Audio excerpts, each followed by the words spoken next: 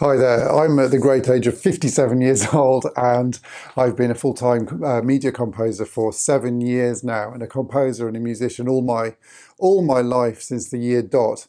Here is a massive list of things that I wish every young composer, and particularly myself as a young composer, knew, and it would have saved me an awful lot of heartache in no particular order. First of all, you need to work out what's your definition of success. So what is success for you? What does it look like? Is it being a Hollywood composer? Is it having your music on TV? Is it just being able to do the lifestyle of a composer? Is it playing in a band? Is it hearing your stuff on the stage in a theatre? What would success be like for you? Would it be okay just for to do composing part-time perhaps and work and do something else? Everybody's definition is different.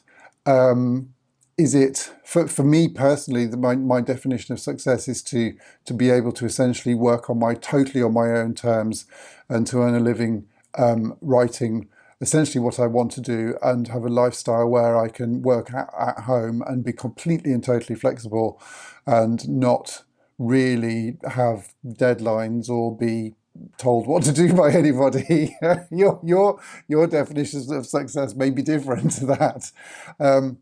But have everybody's will be different, and I think what you cannot do as a composer is define your success by financial means. That's just not going to work. You need to have some sort of artistic or lifestyle goal, so that you know when you've arrived or when you haven't, and not be looking at what other people are doing either. You need to think and look at really carefully at what will be right for you, what sits right with you. It doesn't actually matter what everyone else is doing. It's totally irrelevant. What matters is your own feeling of self-worth and what is success to you. Not caring about what others think. This was a massive one for me. You learn as you get older that others' opinions don't matter. Well, they do, but they don't matter as much as you think. And actually having the gall and the audacity to just be yourself and accept that some people will totally get you and will totally love you and totally love your music, and other people just won't. And that's fine. And it's fine for people to like your music, and it's fine for people not to like your music. It's fine for people to like you. It's fine for them not to like you. Some people will agree with you. Some people will disagree with you. And it doesn't matter. Self-belief. I think as a young composer, that is a really massive thing. I think even at the age of 57, I have a great sense of imposter syndrome. I think everybody in the creative industries really struggles with this. It's inevitable when you're younger, just feeling like you don't fit and you're not the right person or you're not good enough. And actually, I look back on my career and I think, well, actually in my 20s, when I was writing music in my 20s, good music in my 20s, but I thought it was worthless. I thought I was constantly comparing myself with people that were on a totally different path or totally further down the pathway than me, thinking that this is what I should be doing, and just not believing that I could do what have a career as a composer. And actually looking back, for me personally, I was better than I thought I was. And I think we all have that. I think what we can't see is our own particular skills. I think it's very much like writing a piece of music is like sampling cooking. I think very often if somebody cooks for you and you don't know what the ingredients are or what happened in the kitchen, actually the meal tastes much, much better than if you were the chef and you know that you sort of skimped on some ingredients, you burnt a bit and there was like chaos in the kitchen. That's what my composing is like. And I think how other people perceive what you can do is probably most likely a lot higher than what you sort of see it as being yourself. Everyone, I believe, has some sort of superpower, be it composing, be it counseling people, getting alongside people, be it playing football, being a driving instructor. Everybody has something. I think a huge number of us never find what it is that really fulfills us and really clicks and really makes us fit in the world. And I think as a young composer, you have to find your superpower, and your superpower might simply be that I'm a composer. That might be your superpower, or your superpower might be a bit more niche than that. Your superpower might be a composer who is fantastic at writing choral music, is amazing at writing contemporary music, is amazing at writing orchestral music. Finding whatever the niche is. Everybody has an individual and totally unique little niche and superpower, and I think finding that is really, really vitally important. Think about what you would do if you couldn't fail at the beginning of your career. If everything you did was going to work and was going to bear fruit, what would you do? How would that feel? How would that alter the course of your thinking and your career and your trajectory and your goals? If you could not fail and everything you did bore fruit and did what you wanted it to do, what would you spend your time doing? The big people are either just as scared as you or in denial. So again, I think I'm going back to my own experience here, which was one of extreme, crippling lack of self-confidence in my 20s as a composer. The big people, the people with more experience, the people that are making TV programs, the people that seem confident, the people that seem to know what they're doing. Everyone's bullshitting to a certain extent. Everybody is insecure, everybody is uncertain, everybody is, aware of their shortcomings, or they're in denial. The thing that really wins in this career is looking at long-term growth and personal integrity. This is an absolute marathon. You're not going to make money quickly. You're not going to make contact. Well, you may do. You may be very lucky, but the chances are that you're not going to be making huge amounts of money quickly. You're not going to be getting gigs and asked to do stuff quickly. It's a case of building contacts, building reputation, building portfolio, building skills. And so this is an absolute marathon. Now, I think starting any business, being self-employed or freelance, there's a period of time of 2 or 3 years or so that, it takes to get things going. I think, I've had a freelance career in a totally different industry. And actually, I think it took between 5 and 10 years to really get established in that industry. And I think it's the same in composing and the same in any industry. I think we just think, I should be doing this here now. This should be happening now. It's a long, long game. My previous career was 20 years long. So I had, 5 years of not knowing what the hell I was doing. Year 5 to 10 was consolidating and actually finding what I was doing and the snowball started to build. And it was only sort of year 10 to year 20 where things really, really took off for me and really started working. And it's going to be the same in composing. I'm in year 7 now, and I can feel the same thing happening. 5 years of not really knowing what I'm doing. It took 3 years to earn any money whatsoever, really. And I think the second decade is where things really take off. If you're young, if you're in your 20s, that seems really daunting, but it's how it is, I'm afraid.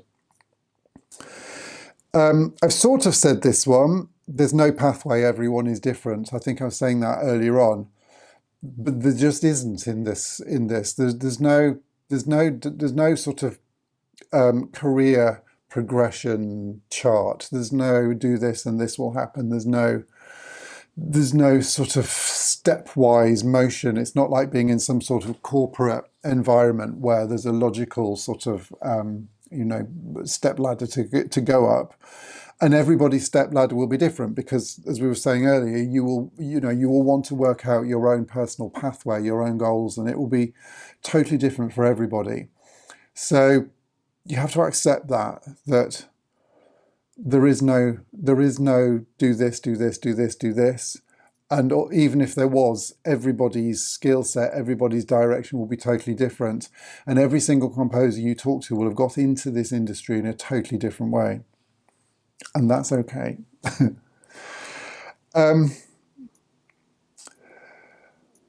This one's a really big one for me, and this is to do with life and career. And I think life and careers and music it goes in seasons, and it takes 20 or 30 years maybe to realize this, but your life goes in different seasons, different chapters.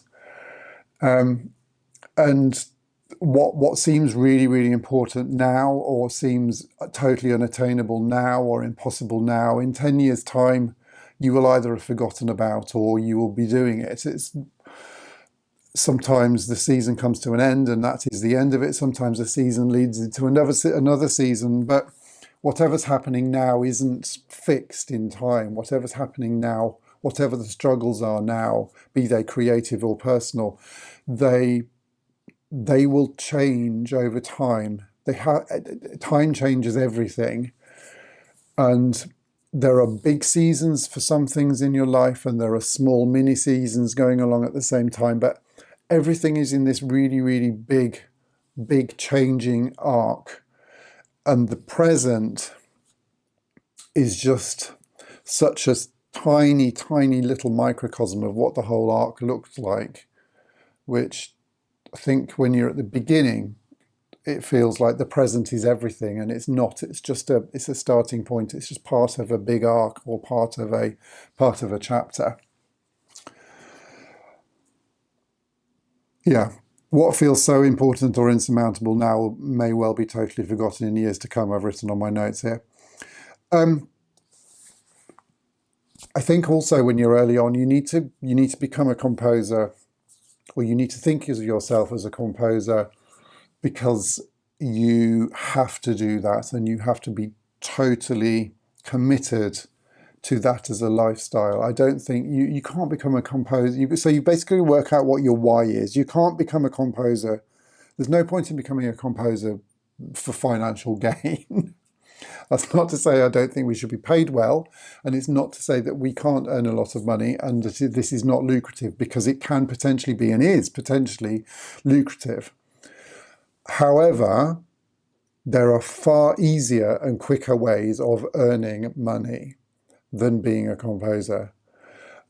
So you have to be totally committed to the why of why you want to be a composer, whether it's to do with, as I talked about, my sort of lifestyle, and that's a really important thing to me. Is it because of the kudos? Is it because you want to see your name somewhere? Is it because you want to sit in the cinema and hear your music on a trailer, which is an awesome experience? You want to hear your music on TV? It's why. What is your why? Is it because you feel you found your superpower and you just couldn't do anything else? You've got to be really clear about what your why is. My next point is just stick with it. I think often tenacity will outperform or will outdo massive raw talent sometimes. I really, really, really do think sheer willpower, sheer absolute dogged determination, tenacity, and just sticking with it will win out in the end. And I see that in the library music, I think, an awful lot. The production music, that I work in, an awful lot. It's a slow burn. And, there's a lot of people that have been at this for a year or two and they're not seeing any money, and, they sort of say, oh, well, this doesn't work, and they give up. I'm here to tell you it does work.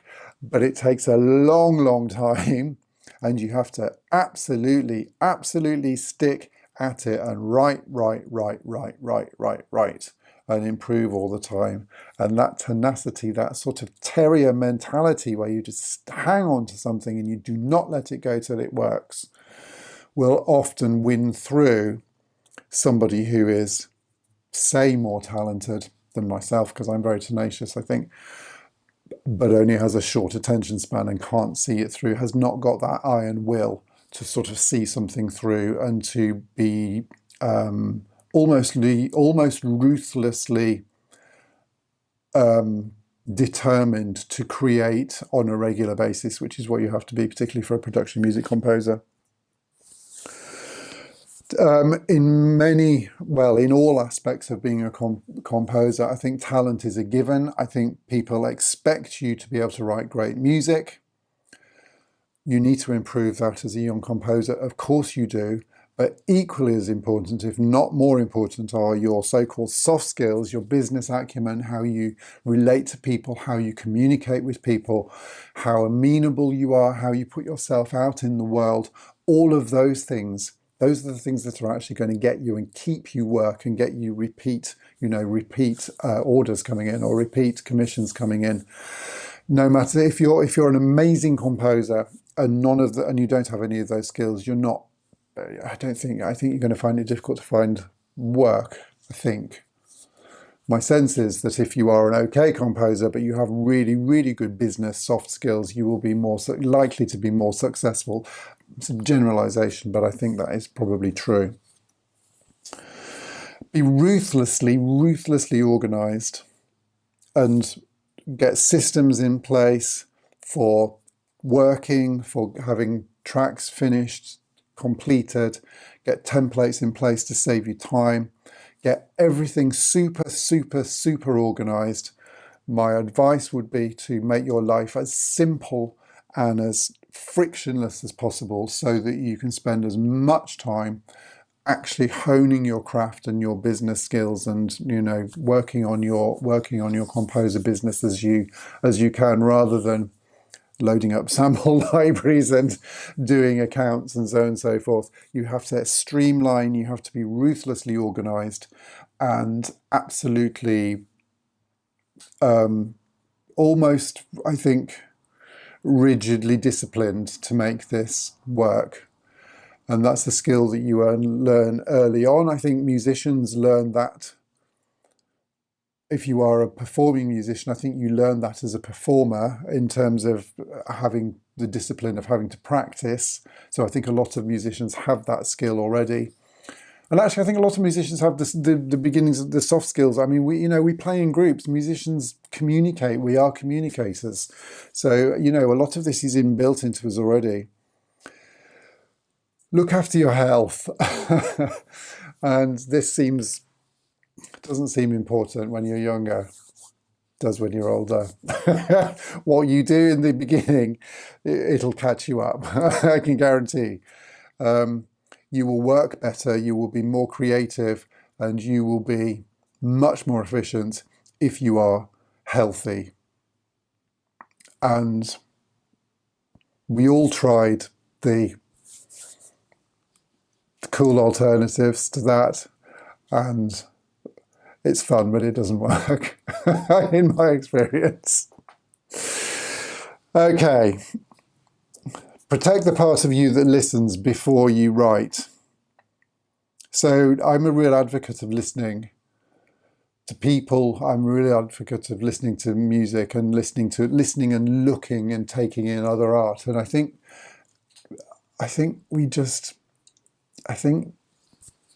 there's too much of a temptation to listen to music while we're doing the washing up, or listen to music in the background while we're doing something else.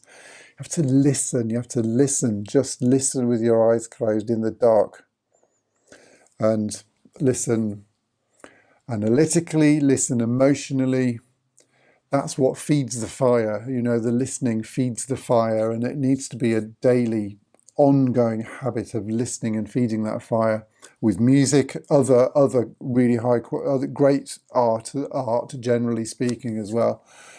Be that film, be it literally painting, art, be it whatever, but you have to feed the fire.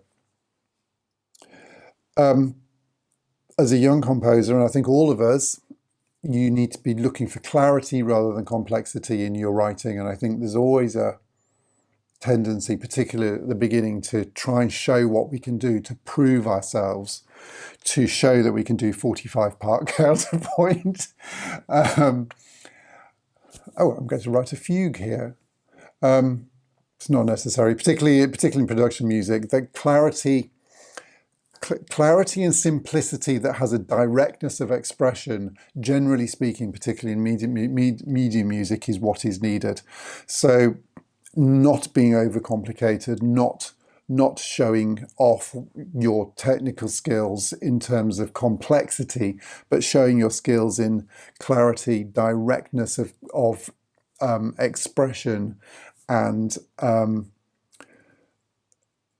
I think being able to say a lot with little is a real skill that takes a long time to develop. And at the beginning, there's a tendency to try and say not very much with a lot, if that makes sense.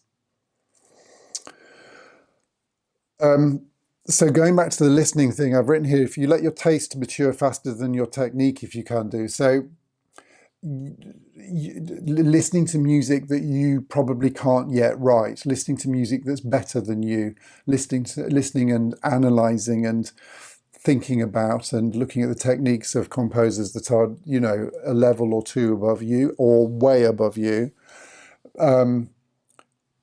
really letting that sink in.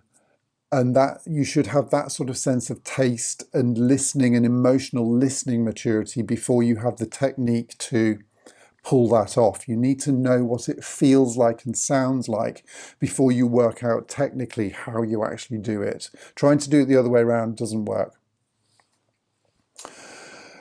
Okay. Got two more.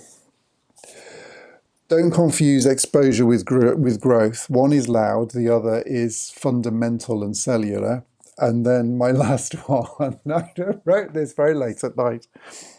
Success that costs you your inner quiet is rarely a bargain. Measure progress by how clearly you can still hear yourself. Success that costs you your inner quiet is rarely a bargain. Measure progress by how clearly you can still hear yourself. And I think that applies to music and life in general. I think we are tempted to chase the gaudy quick fix and lose ourselves, whereas being rooted in ourselves and not doing that is fundamentally the stronger and better pathway. I really hope that's been helpful. If you've got anything to add, because I missed out so much, I'm sure, please write in the comments. I'd be really good to hear from you. Thank you very much for watching, and I look forward to seeing you in another